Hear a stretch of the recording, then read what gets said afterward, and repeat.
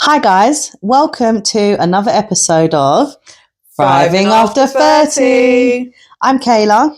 And I'm Priya.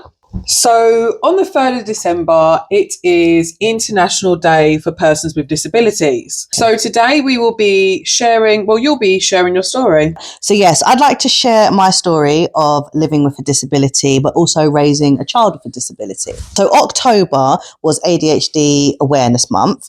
Now you might have seen the video that I posted of me and my son. If you haven't, go and check it out. You've probably heard me mention that I've got ADHD in previous episodes.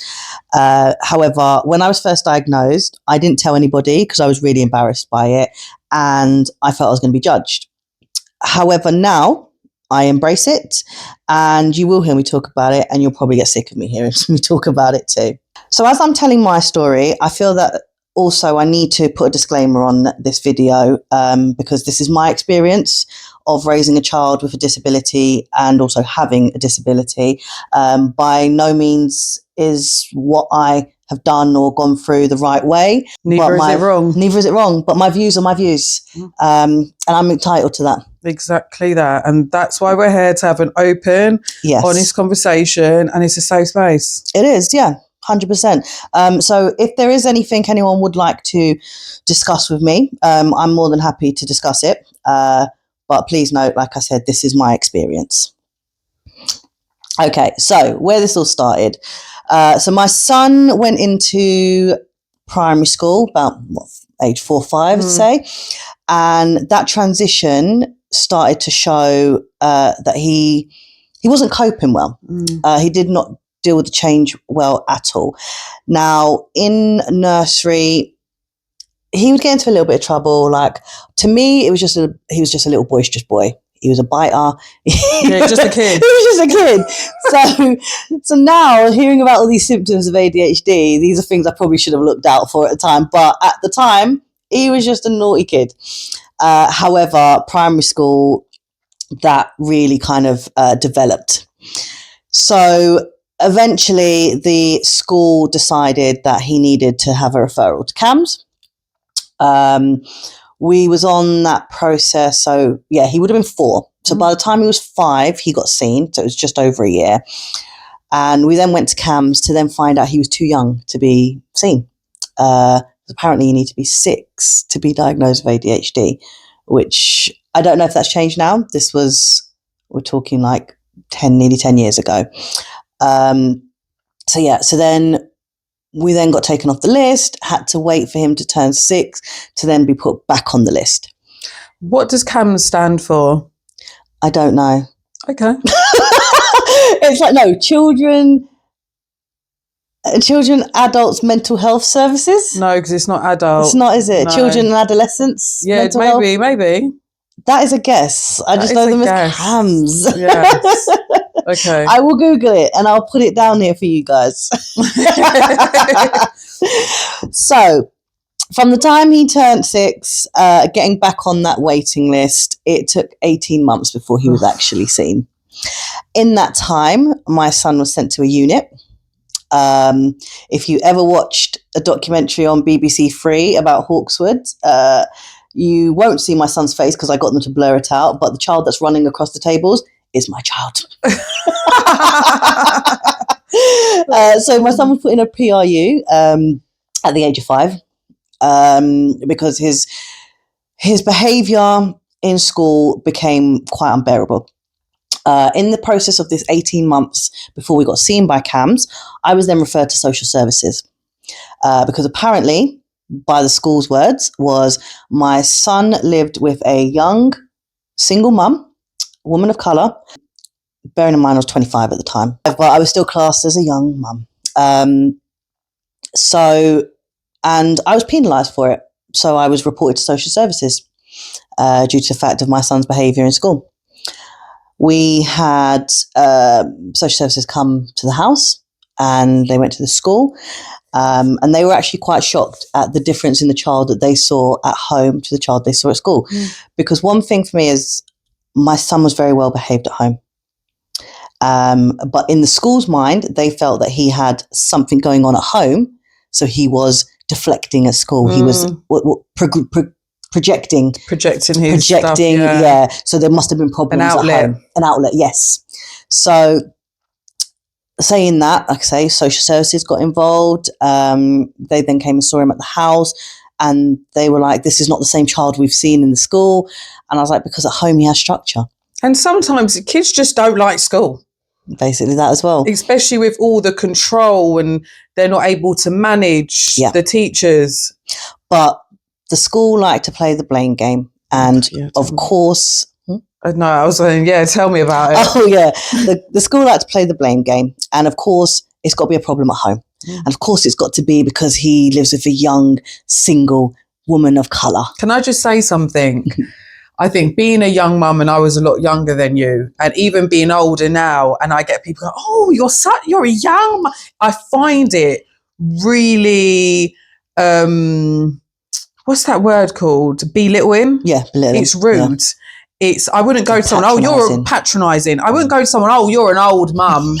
You're a really old mum. You look like the grandma. I wouldn't do that. Do you know what I mean? Yeah. And I feel like it's really, I don't like when people put down young mums, because just because you're a young mum, what does that mean? Yeah. Because you can be an old mum, you can be a at any age, different things can happen to you. Yeah. I think the hardest part for me was, like I say, my son's behaviour at home was fine. I had no issues with him. So it's not that I didn't believe the school that this stuff was happening, but it was quite shocking, because it was like, why? I couldn't understand why he felt it was acceptable to act like that in school when he knew he couldn't do that at home.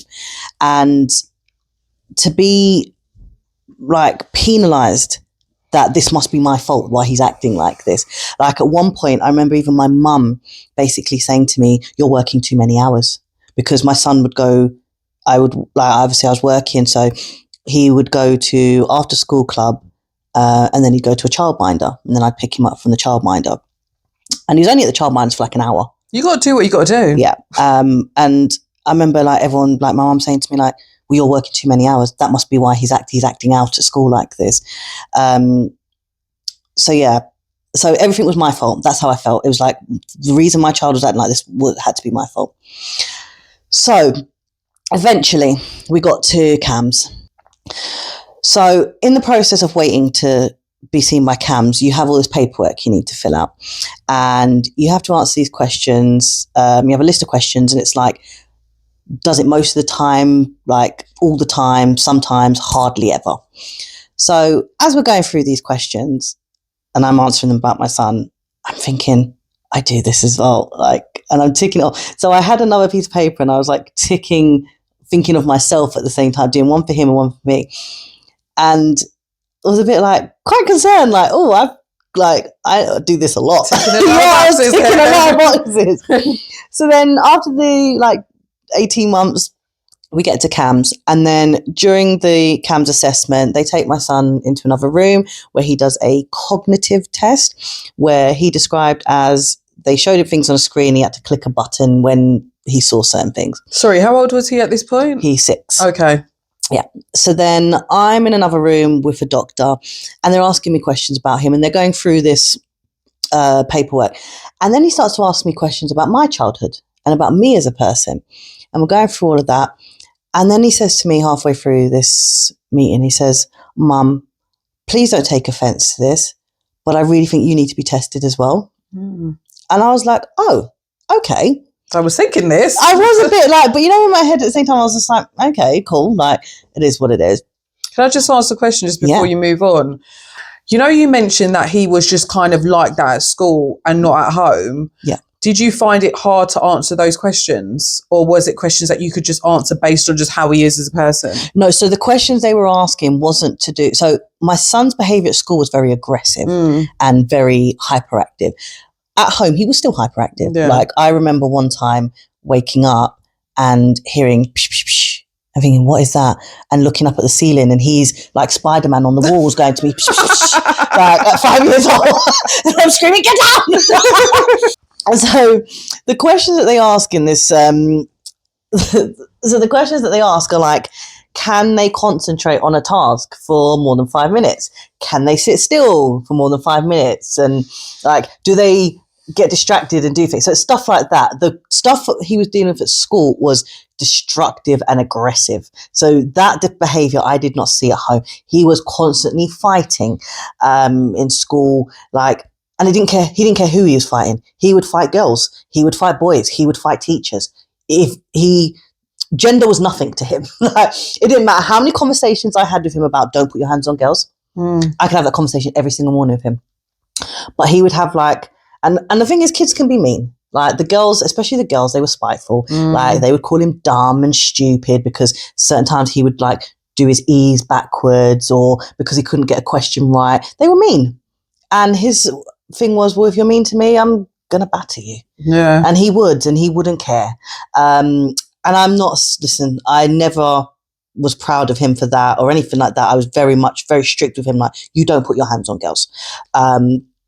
And also my thing has always been as a parent, and again, like I say, some parents are not going to agree with me on this, is you don't attack someone, but you can defend yourself. So, and I always instilled that into him. If you put your hands on someone first, that is assault. But if you put your hands in return, it's self-defense. Back 10 times. Self-defense. 100. I'm exactly the same. Do you know what? If you put your hands, if someone puts their hands on you, you need to do what you're doing. But as long as you didn't do it first, if someone says something horrible, you know, you can ignore that. But see, if someone touches you, that's a completely different ballgame. Exactly.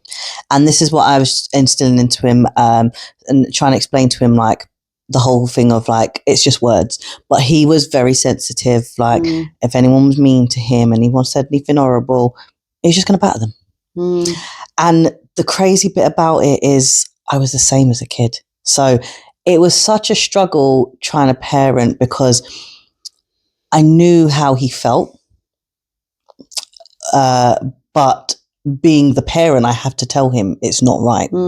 So when you were on that CAMHS waiting list, did you ever think at a point that I should just go private? So for me, I did look at private. However, with a private diagnosis, now this may have changed now, but we're talking 10 years ago.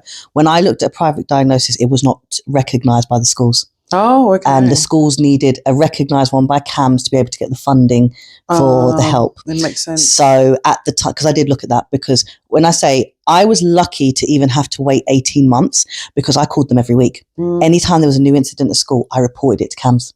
I got the school to send me a letter. I sent it to CAMHS. So it was that thing of I was on their back constantly. My son has been excluded. My son's been put in a PRU. Like everything that happened, CAMHS was aware of. He actually got jumped up the list. Oh, that's good. And one of the things I pushed for was he's been on this waiting list since he was 4. But you know what? It's good that you've pushed that, but I can see for like parents, like trying to have to deal with that system and navigate it, especially some parents that don't have capacity or don't have the education to even, or the confidence to pick up the phone and be like, right, I need you, write a letter, send a letter. It can be very overwhelming. Yes, 100%. I think what gave me the push, because in the beginning I was just like, cool, whatever. It was when he got kicked out of school. And that was where I was like, basically I got put into a position where I either sent him to a PRU, which I actually didn't want to do. I got forced into sending him there, and it was only for 5 months. But it was either you send him to the PRU or he's going to get kicked out of mainstream school and he'll never be allowed back in mainstream school. That was the box I was put into. And it was horrible. Like, I remember, because he used to have to get a bus, because I was working, he would have to get on a bus to this place, and he was 5 years old and he's getting on a bus with teenagers. How come he got on the bus? Because I couldn't get him there. Who was the bus with? It was part of the units. Oh, okay. So it was transport. Oh, yes, yeah. So it was a transport bus for the unit, and there was like maybe 8 kids that got on it every morning. But because it was so far, and the time he had to be there and the time it finished, so he'd have to be there 9:30, and he finished at like 2, so he'd be home by 3. Bear in mind, I'm working a full-time job at the same time. So I had to get him on the bus. The transport bus. And I just remember getting on this transport bus and there being all these teenagers on there and thinking, this is not right. My 5-year-old should not be on this bus. And they're screaming and they're swearing. And all I kept thinking was, is he going to get worse being in this place? Yeah. The only thing, I mean, I'm not going to say it didn't help him at all. Like, it helped us get him pushed up the list on CAMHS and get a diagnosis. The thing that up to this day still hurts me is he was traumatized when they called it positive handling. It's where when a child is being violent, they will put them into a position to stop them.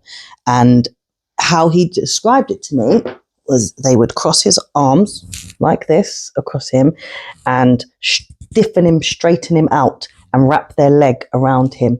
And they would just hold him straight like that so that he couldn't move. And he used to have panic attacks when they did it. That makes me so angry. And for a 5-year-old to be going through that. And I get it. I get why I'm not going to act like I don't get it. Yeah. Because there are kids where it's just like, I just need to hold you down. This is why I can never be a teacher, because it would be mad. But that is not nice to hear your child's going through that. Yeah. Like, that actually hurts my heart. And that was probably 3 to 4 days a week that would happen to him. Yeah, especially when you're trying. Yeah, he would come home in tears about it. And we would talk, and I would say to him, like, why can't you just stop hitting people? And he would be like, I don't know. I can't help it, Mum. I can't help it. And he would cry. Oh, don't get upset. You're going to make me start crying. I'm not crying. Oh, no. Yeah, he would cry. And it's like, I can't, you know, it's just like, I can't help you.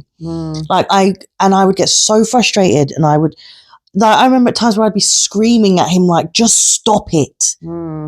And he'd just look at me like, I can't, I don't know how to. It's so sad. And for a 5-year-old to be telling you that, like, and you can't do anything to help them, it can be hard as a parent. So yeah.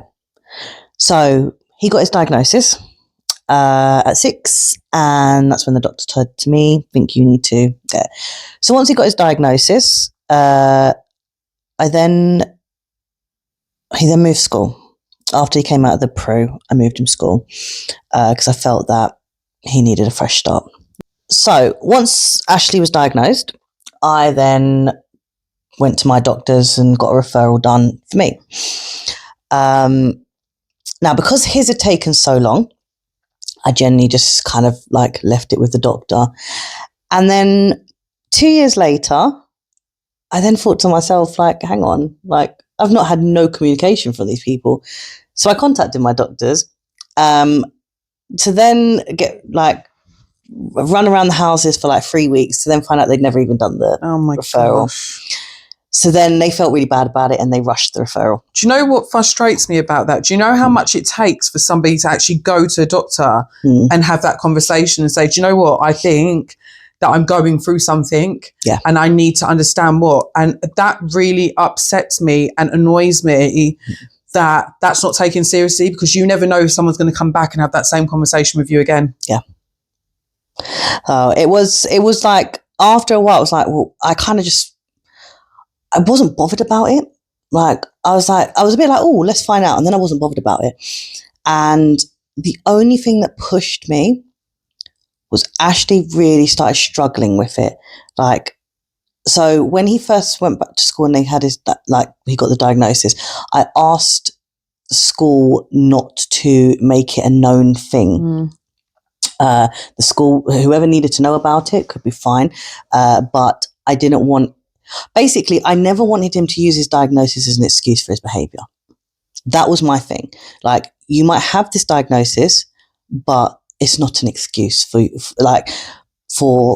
punching people. I don't like that was in my head. Anyway, it got to the point where the school went against my wishes, and he then started getting teased in school. Kids found out about it, and they were calling him retarded. They were calling him all kinds of names. And he got really down about it. So I was trying my hardest to kind of like support him with it. And it was him who said to me, he was like, oh, well, you don't have it. And I was like, well, actually I might. So I was like, all right, let me push this. Let's see if I've got this. So pushed it with the doctors. They then rushed through it. And and then finally got an appointment. So we was in lockdown at this point. So it ended up being an online Zoom call, and they asked my mum to attend. So what they did is they asked me questions about me as an adult, and they asked my mum questions about me as a child. And I remember my mum got very defensive during this meeting, because one of the questions that the doctor, my mum's thing was, well, we didn't know about this kind of stuff when they were kids. And now I think about it, I don't really remember anyone having ADHD. I remember children, so we're talking, I was in, my first memory of someone, knowing someone had a disability was in primary school. So we're talking 1996. Yeah, and it's more like, was it like something like being deaf, or like you would know, you visibly blind. would know. Yeah. I remember in school, I had one girl that was deaf, but there were a few people. Now I think about it, and I think, actually thinking about it now, your behaviour was not normal. Yeah. But it wasn't like, oh yeah, this person in class is like, when I, like, for example, my daughter's school, there are, in that one class, there is a lot going on. And you know that these children all have, but it's like now everyone's being diagnosed with things. Yeah. Where when we grew up, you never knew anything. So it's quite a surprise. Yeah. And that's what I'm saying. Like, it was disabilities were visible. Like, the kids that probably had ADHD when we was in school were just naughty boys. They're just hyper. With me, like, I'll get into it in a moment, but like, there were certain things I did, and now it's like, okay, yeah, you definitely had something, but at the time it was just like, you're a tomboy. In primary school, these kids, these two girls, one set off fireworks in their head teacher's thing. One used to throw chairs at the teacher. But you know, when the behaviour is erratic, I can still remember it now. You know, me and my brain don't work too well. But I know now, if this was now, they would have been diagnosed with something. Yeah. The behaviour was insane in school. So, like I say, my mum got very defensive during this meeting. So she's telling this doctor, like, oh, we didn't know about stuff like that. And he turned around and said to her, well, maybe if you hadn't moved her around so many schools as she was growing up, that someone might have picked it up. So I went, she went absolutely mad, like, well, you don't understand what my circumstances were like. I had to move her schools. Like, and listen, not knocking my mum. My mum, love my mum to pieces. Like, she did what she had to do. As a parent, you do what you have to do. Like, but obviously this GP was not really hearing it. And then there was one bit, and this is what makes me laugh. So he then says to her, did she do anything as a child that you'd look at now and think's quite strange? And she says, well, she used to eat buttons off remotes. I'm keeping my remote. Is that why my remote controls look like that? Okay, so you do have a different one. I'm having a flag. Oh my god! And she says she would eat leather off of her jackets. So, you know, like, afterwards, I actually, like, I looked into this whole thing about eating these weird things, and it's actually, it could be two things. It can either be a symptom of ADHD, or it can be something called picker. Oh, I've heard of this picker. Picker's when you have, like, your like low in, like, certain mineral deficiencies. Yeah, that's what I've heard. I could have been deficient in something, and this woman didn't take me to the doctors She's to just check. Thinking, what's going on here? And I used to bite. Oh my god, I used to bite the wood off of my bunk beds, like the whole top bunk. Oh my gosh!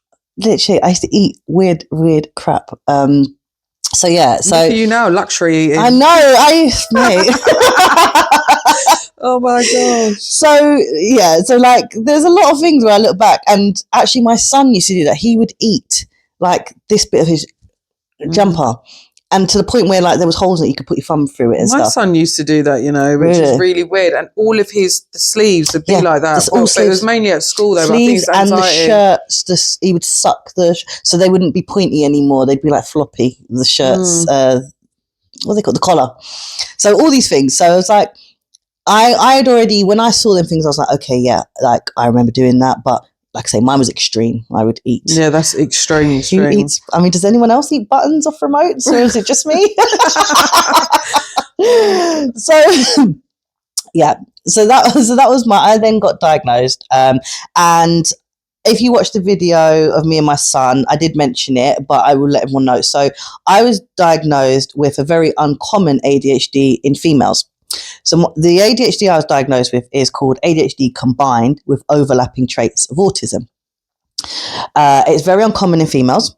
A lot of females who get diagnosed with ADHD don't have the hyperactivity part. They'll have like ADD, or they don't have the attention deficit. Like they'll have certain parts of it. I have ADHD combined, which is the attention deficit, the hyperactivity, the impulsivity. Basically, I got the full shebang. Do you know what? But even though, like, I know you, I don't see the hyper side, but I do see that you're very impulsive. Oh, 100%. But I'm very impulsive as well, which we've had this conversation about. But I don't see... So when I think about ADHD, and this is why it's good having these conversations, and obviously I've educated myself as well, is that you just think that someone with ADHD, all they do is they're just hyper. But you've got to think as well, wild. as an adult, right? So this is what I've realised, yeah? ADHD hyperactivity in a child and ADHD hyperactivity in an adult would be different. It's completely different. Like, explain yours. Describe. All right. So my hyperactivity, I get overstimulated all the time. My hyperactivity can be like, you'll see me jumping around, like music. Music is my thing. Like I will do mad dancing in my house. I'm very much, I can mask my hyperactivity. I do it in the house. It's almost like I get it out in the house before I leave. So I've learned to do that. I've never seen you really like that, if I'm being honest. I don't think, no, I think I can be, you might see me excited, but I've learned to tone it down a lot because, especially when I was a teenager, I used to get told that I was a lot. So I think I've been very good at masking, and also I've managed, I'll get into it in a minute, but I've managed my ADHD with routine without even knowing I had ADHD. Once I get out of routine, I'm not the same person. You know, you say about like you've controlled your ADHD through routine, and obviously you'll go into that in more detail. But like, how have you found that in relationships when you're you've met someone, even telling them that you've got ADHD, and also like, obviously that messes up your routine a little bit, doesn't it? Yeah. So ADHD in relationships is hard. Like I've had people basically use my ADHD against me. So I never really told people about it in the beginning. Like I said, now I don't care. Like you take me as I am. But with relationships, no, Joe, I'm going to be honest with it. Like, all right. So my form of ADHD, where I get overstimulated, I have a bit of a sex addiction, and that is how I release my stimulation. So sometimes it can be an issue if you have a partner who's not as sexually active as you. Sometimes you want that closeness with someone, and then sometimes you don't want anyone near you. Like you don't want to be touched. You don't want to speak to no one. You just kind of want to be shut away, and you want to hyper focus on your things. So having someone in your space you start to resent people. So one of the things that really resonated with me, and this is, like I say, it's something that actually affects my relationships, not just with partners but with friends as well. And I learned this. I did a ADHD in adolescence and adulthood course when I got diagnosed, and I'm going to go a bit more into after my diagnosis because there was a lot that went on. So the first thing is you spend a lot of time and effort to look normal and hope no one notices the real you. That's the first caption on here. Okay, so when I did this course, this really, really stuck out with me. It's called Rejection Sensitive Dysphoria. And rejection sensitive dysphoria is RSD, is extreme emotional sensitivity and pain triggered by the perception that a person has been rejected or criticized. It can be triggered by a sense of falling short, failing to meet their own high standards or others' expectations. So the two ways that ADHDers cope with this is 1, they become people pleasers, and 2, they stop trying. Now, when I came across this, it really, really resonated. When she was reading it out, I was like, this is me. And I think you can be a people pleaser. Oh, 100%. Yeah. 100% I am. And then when it gets to the point where, like, and this is what I've noticed, so my main thing is with jobs, I will go above and beyond in a job. And when I feel like I'm not I stop. Yeah. I'll leave. I will walk out of a job, or I just won't do nothing. Yeah. I'll do the bare minimum, because what do you mean I've given you my all? Yeah. And it's the same with relationships and friendships. Yeah. What do you mean I've given you my all and I'm getting the bare minimum back? So then I'll say fuck it, and I'll stop trying, and I'll be done. So then the next thing it says on here is, it's characterized by intense mood shifts triggered by a distinct episode, typically one of the following: rejection, teasing, criticism, persistent self-criticism or negative self-talk prompted by a real or perceived failure. And then the quote at the bottom says, I remember being told as a child that I was too sensitive and needed to toughen up. And that's one thing everyone always says to me, you're so sensitive, you're so sensitive. And this is where, for me, I stopped. So, because I was always told I was so sensitive, I stopped being sensitive. And any little thing that used to bug me, I would basically keep that thought and put it here. And then, let's say me and you, let's say you do something to piss me off. I'll take that thought. Instead of talking to you about it and being told I'm sensitive, I'm going to put it here. And then there'll be another thing, maybe 3 weeks later, put it there. And it'll just keep building and building. And then there'll be something, and it could be the smallest little thing. You might just have told me, it could be anything, Priya, and I will blow. And I'm not blown because of that time. I'm blown because of all of that. All the things. Because I'm so built up, yeah. And this was because I was always told I was too sensitive. I hope that you know that you can speak to me about Oh, no, I've gone to therapy about this now. Don't get it twisted. I've gone to therapy about this. And I do talk about things. I mean, come on, look at that time. I feel like I know when, I feel like we have that. And I also, with people that I care about, I will know if there's something wrong. Mm-hmm. And I will just ask you. Yeah. But I want you to know that, you can talk to me about anything. But I talk to you about things. I mean, some of the things, and I've even said to you, I know this is going to sound so petty, but I need to get it off my chest. Because I've learned that I will resent people. And I will sit there and I will just you could be my best friend and I'll be sitting there looking at you thinking, I fucking hate you because of all these little things you've done to me. Yeah. But I'm there smiling in your face being like, we're best friends. But like I say, I've learned I can't do that in life. It's not okay. And with relationships, I could sit there acting like I love someone and secretly I fucking hate your guts. Yeah. Every little thing you've done to me. Do you know what it is? It's I remember obviously how we met and how it's just like I was presented in a certain way, you were presented in a certain way, and especially with your ADHD, I didn't know in my head, and this is and you've really opened up my eyes to things, because I just think I've never met someone who's openly said, oh, I have ADHD as an adult. There's no one I've ever met as an adult that has ADHD. So when it was like, oh, Kay has ADHD, I'm thinking... But don't you think that's sad that was what was put to you about me? That you know how protective I am of you now. Yeah. Like, no one can't tell me... But that's the thing, though. It's like, why was that the thing that was... Like, don't get me wrong. Obviously, it is part of my personality. But if that's something I've spoken to someone in confidence, why has that been brought to you? Yeah. I know. And that's what I mean about why I was embarrassed to talk about. Exactly. And now, and as I said, it's me being small-minded, not knowing what that is. I'm just thinking about what a child's like with ADHD and then thinking, oh my gosh, I'm quite chilled. Yes. What is this person going to be like? But now, no one can't tell. Obviously, the difference is then we weren't close then. Yeah. So it's like, whatever. It's not like someone was like, oh, you got ADHD, you're crazy. But it's just like, to say someone's got ADHD, you don't know what that another person's going to interpret that as, because I've never met an adult with ADHD. But now you know that no one can't say. I'm very protective over this woman. Don't tell me nothing, because I know how amazing you are and how you don't bounce off the walls. And even if you bounce off the walls, I would just have to decide if I want to take you as you are. But I would never be you're just amazing. Don't just because you hear something about someone, just assume what you think that may mean. That's what I've learned. Just because someone says, this person's got this wrong with them, or this person's a bit like this, and then you get your wall up, because as people said to you, Priya, she doesn't really like people around her. And I am very selective. I have been selective. I'm definitely, I would say, even since we started this podcast, I'm a lot more open now. And I think it's actually sitting down and reflecting on these conversations that we've had.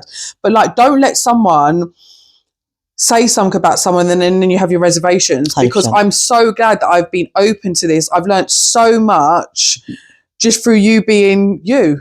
And I want you to be 100% yourself because I love you. ADHD or no ADHD, I wouldn't have you any other way. Oh, give me a hug. Really Thank wouldn't. you. Like, you are just great. I love you. I love you too. See, someone loves my ADHD. Men might not, but you know. Who needs them? So, ADHD as an adult. So I got my diagnosis, and at first it was great. Like, I was like, okay, straight to my son, like, boom, I've got the same thing as you. Like, and we have the exact same diagnosis. Like, he literally got it from me. So, like, yeah, you can have it too. But like, so yeah, so I got this diagnosis, went to my son with it, and was like, right, you're feeling sad about yours, but let's look at it like this. I'm a big 30-odd-year-old woman, and I've got through my life without even knowing I've had this. And I'm at a decent level in life. Like, I'm not a failure. Like, I've got a good job. Like, I drive a nice car. I've raised you. Like, we go on these amazing holidays. Like, we live a good life. You can still do things. You regardless. can still do things, yeah. And that's what I wanted to instill into him, that this does not mean that you're going to be a failure in life. And you've been able to catch it for him early, so that gives even Exactly. more of a... And I've been able to understand him, like, because I'm just like, mate, the thing is, everyone has always said my son is just a carbon copy of me, just a boy version. And I always used to be like, I would have been a peng boy. I used to say all the time as a kid, I would have been such a peng boy. And then you look at my son, and it's just like, he's beautiful. He's beautiful. I would have been a gorgeous boy. I should have been a man. But I think you should have as well. I do. Sometimes I do think that. But yeah, so I just wanted to make him feel more positive about it with himself. And he did. And I was like, right, now we know this. Now we're going to work on it. Let's work out, like, our brains work differently. That's okay. So how are we going to implement this into your life to make life be easier for you? And that's what we started working on. I went and did a parenting course in ADHD. Because I was like, I need to help my son. I love how you just stepped out and said, you know what? I know that there's something I need to educate myself on. Let me go and do something about that to try and support the situation, which I think is just great. I do believe part of it was guilt. Simply because, and this is where I made this disclaimer earlier, my thing was, you might have a diagnosis, but there's nothing wrong with you. I think there was a stigma around ADHD. I think there still is. Oh, yeah. In the Black cultures. I remember speaking to people on my Black side of my family and then being like, there's nothing wrong with him. He's just hyper. He's just a boy. And that was... You just need a beating or yes, send him backyard and all of that. Sort him out there. So when he was going through a lot of stuff, I remember just not believing it. Like, no, it's not I didn't want to believe it, but it was just like, well, even if you have got it, it doesn't mean nothing. Like, cool, you've got ADHD. Like, learn to sit still. Like, stop jumping around. I'm screaming at him because he couldn't walk down the road, like, without bouncing from one bit to another and getting absolutely fuming about it. There was one incident, and this is, I think, what really, which I didn't understand, and this is why I had to go and understand ADHD a bit more, because there was an incident where he was at a holiday club and I went to go and pick him up early. I'd finished work early and I was like, right, I'm going to go pick him up. We're going to have a nice afternoon. And as I was walking into the club, they phoned me and they were like, we need you to come and get him now. He's absolutely losing it. I walked in there. So I'm in a, like, like a sports hall in a leisure centre. So I'm wearing heels, like my little work shoes. And I've looked and I've just seen him grab this man who worked there by the face, like literally, and yank, scratch. Do you know what is so crazy as you're telling me this? I can't believe that's the same child. I know. Like, he is not like that. Like, I can't even believe it. It's and no insane. one could believe that. No one who knew him outside of school could believe. When I would tell them the stories at school, like, even I was like, at one point, like, are they just telling me this for the crack of it? But when I saw this incident, it was like, I couldn't deny it. And I saw him grab this man's face.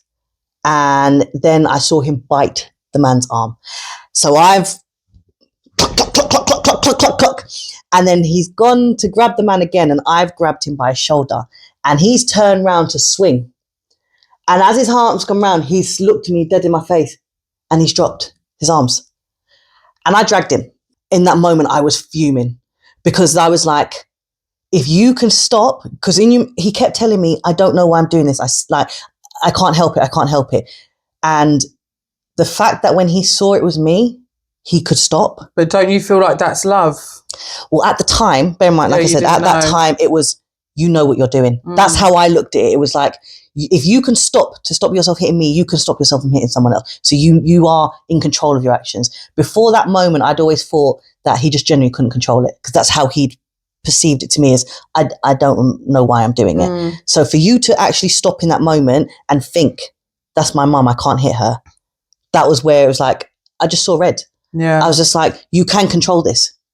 And from that moment, I went on a different type of, well, no, I don't care if you've got ADHD. Well, he hadn't been diagnosed at this point, but it was like, I don't care if you've got ADHD. Like, once you get diagnosed, you can still, like, this behavior is not ADHD.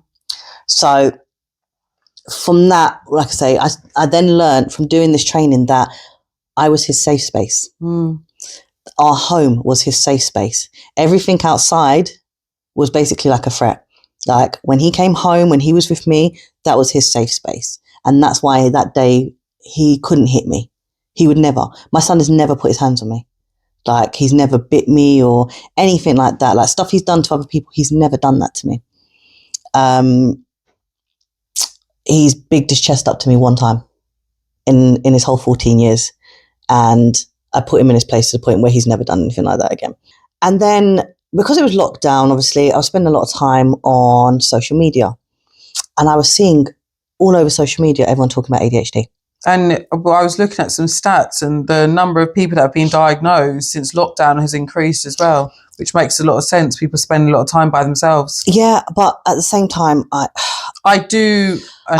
think, and this, like I say, people can agree with me or not, but I think sometimes is it ADHD or is it just the fact that we've been confined and like our brains have stopped working the way they used to? Like, I think that, some of the kids that are saying that they've got ADHD, I do believe a lot of that is down to parenting. And what can be frustrating about that, it takes it away from the children that actually need the support. Because as I said, my daughter's class, there are a lot of kids in that class with things going on. And I just don't know how that is possible. Yeah. I know that we're looking at the 6, whatever the stats were before. But I sit there and I think, I don't know how everybody, all right, if we're looking at the class, probably 60%, that's a high percentage, have got something going on. I mean, I have a theory on that, but it just doesn't, that's for another day. It doesn't make sense to me. And I do think a lot of it is down to how they've been parented and some kids are just allowed to just get away with hell. But also, I think, like, if we look into it deeper, it has a lot to do with the foods that we're eating nowadays. Yes. It has a lot to do with the immunizations the kids are getting. Oh, yes. So there's a lot of factors to it from like 10 years ago. Like one of the things that makes me laugh is they talk about the traits or like reasons you could have ADHD. They say that a reason you could have ADHD is you inherited. So Ashley, check, inherited it from me. They can say that it can be from a premature birth. Check, Ashley was born prematurely. They can say it can be from a head injury at a young age. Check, I dropped Ashley off a sofa when he was 6 weeks old. Like, he basically didn't have a hope in the world. I know that now, looking back, I know my dad definitely had ADHD. 100%. So there's all different factors of it. I think a lot of people now, like ADHD has become very popular now, especially in adults. When I got this diagnosis, it didn't really make a difference for me in the beginning. It was just, okay, cool. I understand myself a bit more. It wasn't, no, I didn't. It was just, no. I can say to Ash, that's fine. And then, like I say, I got sucked in on social media and it was like, all these things that I thought were genuinely my quirky personality were being told as traits of ADHD. And I remember getting into this really dark hole of being like, so what is actually my personality and what is ADHD? And I ended up going to therapy for it. So the difference in when you get a diagnosis with a child and an adult is the first thing they offer you as an adult is therapy. the first thing they offer you as a child is medication. For myself, I went to the therapy, and like I say, I was embarrassed to talk to people about it because I didn't want people to look at me differently. I didn't want people to judge me and think that, oh, well, yeah, she acts like that because she's got ADHD. Like, because before I knew I had it, I was just me, and people just saw it as my personality. I didn't want it then to be. Now it makes sense. Exactly. But what does ADHD mean to someone that's not educated on it? Yes. So for me, like I say, the therapy did help me. The first thing my therapist said to me is stop looking online. And she is the reason why I say about a lot of adults being self-diagnosing themselves with ADHD now, and it being very popular on social media. I think the hardest part for me was thinking, if I'd have been diagnosed when I was younger, would my life be a lot different now? Would I have got the support I needed when I was young? Because I needed support when I was a kid and didn't even know. I was kicked out of school. I was kicked out of school in year 11, and I was sent to a unit and had to do my GCSEs. I was allowed to come back and do my GCSEs. However, I didn't study for my GCSEs. I passed, thankfully, because one thing about me is I'm actually quite smart. Like, not to toot my own home, but I am quite smart. So I'd be that kid that would be caught talking, and the teachers would have a go at me and be like, you need to do your work. But I'd already done the work. Now, so the teacher saying, okay, well, do you know what? Maybe I need to give you some more work, or maybe like this isn't that advanced for you. I'd get sent out of the classroom. So then I'd be wandering the school for half the day. This is the issue with teachers. Maybe we'll have to have a discussion, a little debate in another video. But I've got a lot of trauma from school.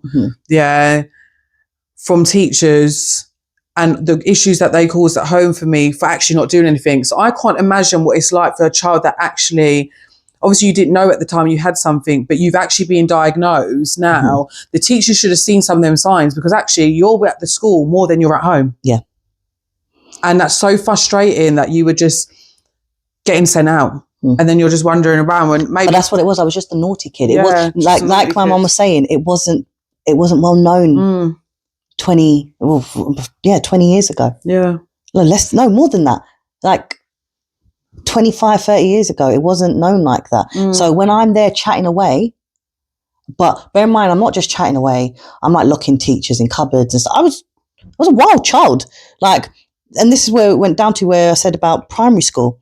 At 6, 7 years old, I always wanted to fight. So I would go to the year 6 boys, like the biggest boys in school, and I would just run up to them and tell them to suck their mum, just so they'd punch me, so that I could fight them. And then my mum's getting phone calls, you need to come and get her. And mum's like, what? I don't know. I just wanted to fight. And that's why I think I love boxing so much now. I love just getting in the ring with boys and beating them up. I don't know. But that's why I think I like boxing, because it's that outlet for me, that letting that aggression out. Like, it's this pent up, overstimulated, whatever, and that is my release for it. And as a kid, that was my release, was fighting. But now, like I say, so I did struggle in the beginning. Then I just said, fuck it. This is me. Like, if people don't like it, then stay the fuck away from me. Like, I've learned to accept that this is part of me. I'm learning to manage my ADHD.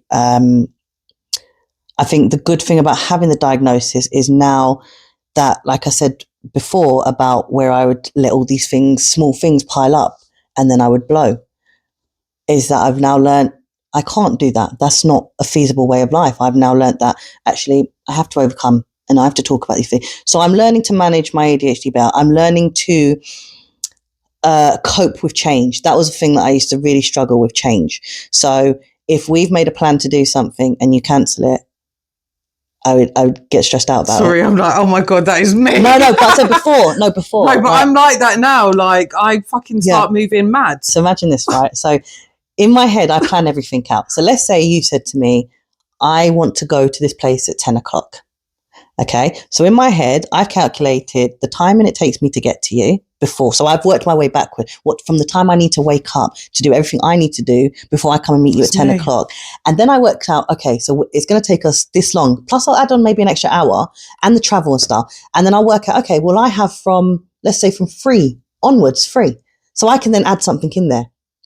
If I then get to you and and I get to you at 10 o'clock and you don't come out till 10:45, you've now fucked up my whole day. Yeah. Like I get really annoyed when people mess with my time. Yeah. I've learned to become a bit more relaxed, but I hate when someone makes plans and it just fucks up. So what I've now learnt is if I've decided to do that with you, I can't make any other plans. I can't, because if for some reason something messes up in that time, I can't be stressed about it because there's no change. Because I always try to do too many things in one day. I know that about myself. I try and I try and give myself too many goals in a week. And then if I don't do half of them, well then I'm done. I give up. Don't worry about anything else. So now I'm learning to manage those things. If I make plans with someone, I have to understand that those plans can change and I have to have a backup plan. Like with my gym. Like, remember I said to you about I would do my gym plan before I went. Now I know that, okay, the machines might be taken, so I have to have a backup plan. Otherwise, I'm going to walk out and be like, well, I can't use those machines. I'm going home. I can't do that no more. So again, like I say, I'm learning to manage it better. It's made me understand myself better. And yeah, each day I take it as it comes and I'm learning a bit more about myself, but also I'm learning how to help my son. I love that. Now that we've kind of like spoke about some of my ADHD quirks, I know you was obviously told before you met me, but from knowing me, is there anything that you've like noticed from like the quirks that we've talked about? I think now that we've spoken about it, I think what's scary is I see a lot. We've said that about before, that I see a lot of what you do in me, apart from you're a bit more, where I'm not like that. I would have never noticed. Yeah. I would have never known that there was anything going on. I would have just thought that you're very much an observer, because I do see that in your eyes. You do a lot of like, there's a lot going on. Now, I can look at you and when I first met you, I looked at you and I feel like this girl's got a lot going on. But I don't know if that's just because it's a reflection of how I behave sometimes. Yeah. But I would have never thought, oh, you've got ADHD. As I said, when I did find out, and also like when you did open up about you having ADHD, it did make me think, oh God, when we went on our first holiday, like what are you going to be like? Like, are you just going to be able to sit on an aeroplane? Are you going to be able to like, do you know what I mean? But I think it was good that we set those kind of like expectations anyways. Yeah. But I don't know if in my head it was like, I need to set this even more, because you could be, what's it called? I'm stereotyping. Like I need to set this even more. But now I'm like, you're just gay. Yeah. And that's what I think as well. That's what I said, like ADHD in an adult is very different to a child. Very different. Yeah. I would have never known. There are people around me, though, where I'm like, you have ADHD. Yeah. And that's especially after speaking about this now. Yeah. Even more. The thing is as well, I think, like I say, because I've learned to manage it, and I think as well, again, it's the masking thing. Because if you ask my mum thought I was bipolar for years, but I've learned like I say, I've learned to manage that now. So I don't just fly off the handles every 5 minutes. Like it takes a lot for me to fly off the handles now. Yeah, I feel like it does take you a lot because you're very chilled. Yeah, but you have to have pushed me to a point where there's no return from it now. But when I was younger, that threshold was very low. I could fly off the handles at any little thing. But like I say, as I've got older, I think you mature. Like I look at Ashley now, like Ashley's 14 years old. This kid's not had a fight in years. That's not his first concept to even think of fighting someone now. But I think it's that whole thing of like, as your emotions mature, you grasp. You learn who you are and you learn how to deal with it. Exactly. Today has been like really good. I feel like I've learned so much about you, so much about what you've been through. And as I said, I'm so proud of you and thank you for opening up. And I think like there's so much to take away from this. I think for myself and other people that, they don't know about disabilities or they hear that someone's got a disability, don't automatically assume what a person's going to be like. And also the stigma around people being this hyperactive person because they've got ADHD, or a stigma around, oh, that person's not got a disability because you can't see it. Well, thank you so much for opening up. It's been really good. And yeah, we will see you on another episode of Thriving After 30.